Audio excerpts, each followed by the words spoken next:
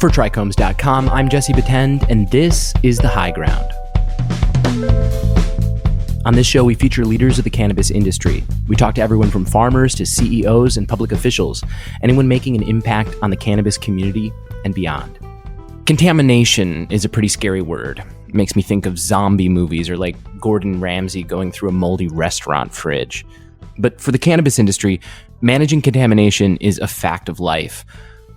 Wildfires in California, for instance, have brought a host of negative impacts to cannabis cultivators in the region, even those outside the path of the blaze. Billowing smoke, darkened skies, which caused cannabis plants to begin flowering too soon. And that forced farmers to harvest their crops early. And the smoke itself brought other damage besides.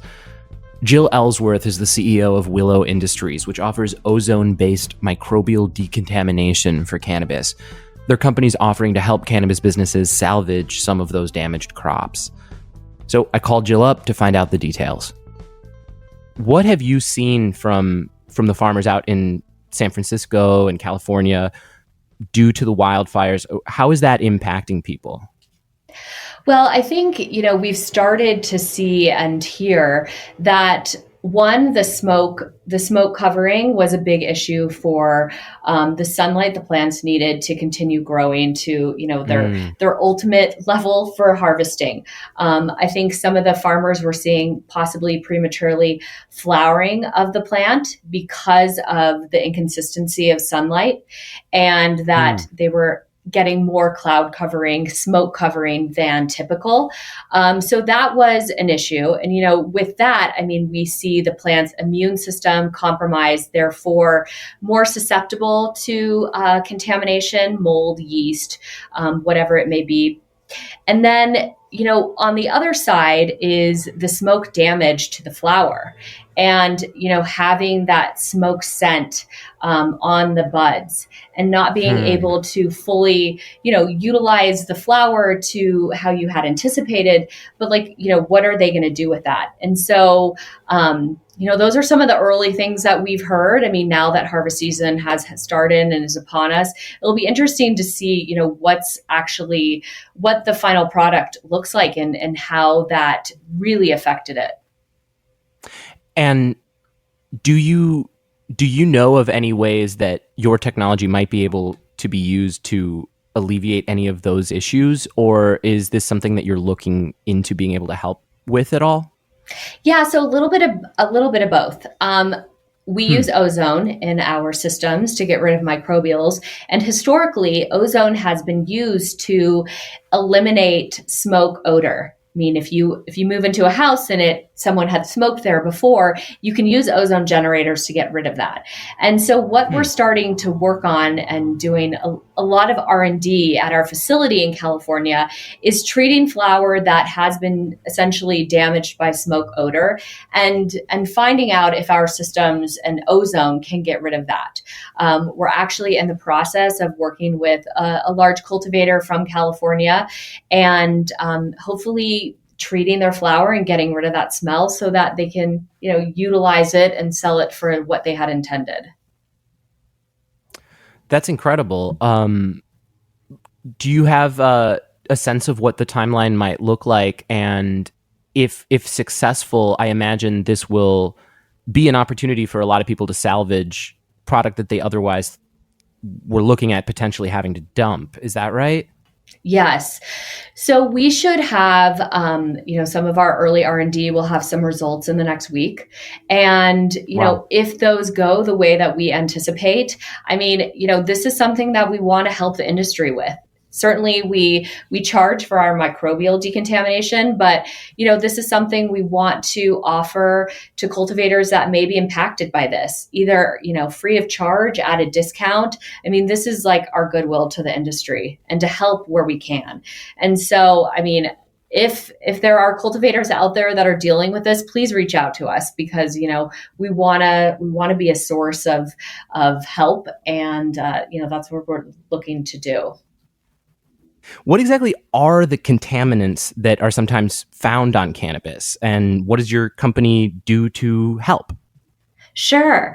So the cannabis plant is a bioaccumulator, and there can be a lot of contaminants on the plant and in the flower. Typically, what we see is mold species, yeast, E. coli, salmonella, occasionally, but that is definitely what's tested for across the United States, bacteria, and coliforms. There's also other categories that include pesticides, heavy metals, and kind of foreign material. But what we do here at Willow Industries is we develop the technology to eliminate microbials, which would include kind of those first ones I talked about: mold, yeast, bacteria, coliforms, E. coli, salmonella. We use our Willow Pure systems that produce ozone gas to get rid of those contaminants on flower, making it safe for consumers.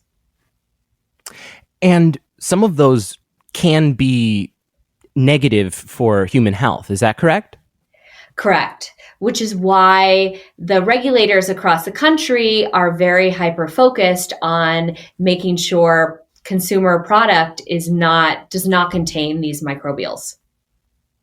So needless to say, this is something that anybody who is starting a cannabis business is likely going to be thinking about. But just so people kind of understand, are these contaminants naturally occurring, and where do they kind of come from? Sure. So it's kind of two ways. So some are naturally occurring. I mean, you're going to have some yeast species, some mold species grow inside of the plant. There could be some contamination coming from water sources, soil sources. So you can see more endophytic issues like within the harvesting and the growth of the plant. But then on the back end in post-production, we see definitely human contamination. So, not being very clean when you are trimming, ensuring that, all of the material is being treated with care. So there's two different types, coming from the production process, but then post-harvest, we see a lot of microbial contamination happen in the dry cure time. So it can definitely proliferate throughout the entire production process. I've heard you talk about how in larger scale situations, I think you actually used the word inevitable to talk about contaminants. What is it? Is it just a matter of like, as the production gets larger and larger, the more opportunities there are for these things to be introduced to the plant? Absolutely. As we start to see commercial growing scaling, I think that's when you really run into potential problems. I mean, we're dealing with a live plant. And I think any farmer really understands that contamination is inevitable, that mold grows, and mold species and spores and yeast it's everywhere. Some of it's dangerous, some of it's not. But, unfortunately, testing across the United States for cannabis doesn't really discern what's good bacteria and what's bad bacteria.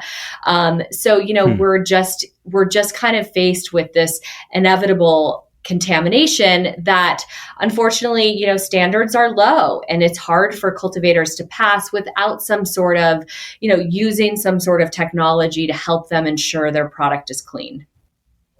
Can you say a little bit more about not differentiating between good and bad bacteria? What might that look like in a perfect world? I mean, I think we've seen, through our time here in the industry, which we've been operating for about 5 years, is that some species of yeast is not dangerous to human consumption, or some, there's some mold species that don't, have any health issues when consuming. But unfortunately, the technology and the science hasn't been there yet to really differentiate, what's bad and what's good. And the regulations haven't caught up with that yet either. So we're simply saying that, any type of bacteria, any type of mold or yeast species is not allowed. And so you have to ensure that your product is free from that. That makes perfect sense. And this might seem, painfully obvious, but part of this is that while there's a lot of data about how certain bacteria might affect humans through normal ingestion, like through eating it, part of it is that we don't necessarily have studies about how it's different when you're smoking the product. Is that correct? Yes. And that's really the biggest issue around here, around this issue, is that we don't understand, what happens when mold species or bacteria is combusted. And then you take that in to very delicate lung tissue. And more importantly, for immunocompromised patients. I mean, it's so important that they have clean medicine. And, we just don't have the research yet. So let's just talk about, broadly speaking, what have you seen happen to companies that don't take decontamination seriously? What can happen to the supply chain of a company when they fail a test? It can be hugely detrimental, and we've really seen this across the board. So, there's kind of two different scenarios that play out. So one is that a cultivator will fail a very large batch, and they either will not be able to retest it, or they don't have the ability for decontamination. And so that's essentially, an incredible amount of lost product. They aren't able to sell it. They may be able to extract it, depending on the type of contamination. But it's a definitely huge loss of profit. The second scenario that we've seen is large recalls off the dispensary shelves. So that's been happening in Colorado. And unfortunately, we continue to see that happen. Is the Department of Public Health will go in and pull samples, test them. If the product is over safe levels and the thresholds they've already implemented, it's a massive recall for the cultivator.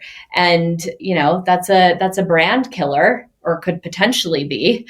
And so we kind of see those two different scenarios play out. It's also true that not every state necessarily mandates decontamination. And I've heard you say personally that even where it is mandated, there's room for improvement. For companies who want to be safe rather than sorry, where is the best place to go to get information on everything that you should be, most up-to-date information on what to be testing for? Well, I guess it really depends on the state that you're in, and how those testing regulations have been laid out. So, for instance, in Colorado, we have a threshold of 10,000 colony forming units for total yeast and mold. So if you can't get your product below that, then you have the opportunity to use a decontamination method to get your product to passing levels. In California, and again, it varies state by state, and so many states have siloed their regulations, and there isn't consistency across the country, which hopefully we can work on. But in California, if you fail a test and your product isn't below thresholds, you have to get approval from the state. Whereas in other states like Colorado, Oklahoma, you don't need approval. So it really varies, but there's definitely loopholes that you have to jump through to be able to use decontamination methods out there. And your background in this is actually very interesting. It's my understanding that you worked previously with a juice wellness company, and some of the techniques that you guys are using today were it came from the process of building that company. Is that accurate? Yeah, absolutely. So I come from the food and beverage industry. I am a registered dietitian and have a strong background in nutrition. And so I started a cold pressed juice company. I launched that in Santa Barbara and then also Denver, where I am based now. And, we were one of the first cold pressed juice companies here in Colorado to use high pressure processing to protect the juices. Typically, juice goes through a heat process that kills all the really valuable nutrients. So what we did was we used pressure to make sure the product was safe and free from any sort of pathogen. And we were able to sell that on the grocery store shelf. So definitely my background is in pasteurization, kill steps, really understanding consumer safety and food safety. And so I parlayed that interest, but also knowledge into the cannabis industry. And the goal with Willow was to develop a kill step and really start to help implement food safety standards into the industry. Can you explain a little bit more about what a kill step is for those that don't know? Yeah, of course. So it's it's essentially the last step in a process that a consumable product, like a food or a beverage, will go through to ensure that one, it's free from any sort of pathogen. And when I talk about food and beverage, I mainly mean E. coli, salmonella, and listeria. So to ensure that this product is free from those contaminants, but then also has an extended shelf life. So when you go to the grocery store, this product can sit on the shelf for upwards of a couple weeks to a month to a couple years, depending on, what type of product it was. So for, fresh juices, you want to have a shelf life of really no more than a month, but also you want to ensure that it's safe. And so most food producers are required to do this per FDA standards. And, it's just moving this type of process into cannabis. It's just going to continue to make the industry legitimate for when we get to federal legalization. Now, you also serve on the Cannabis Health and Safety Committee for the city of Denver. Can you talk a little bit about that role and what you're working on with the city currently? Yeah, sure. So with that board and role, we've really looked at bringing on a bunch of different educated and different types of people within the industry that can provide a lot of legitimacy and education to, how do we implement the safest standards into cannabis?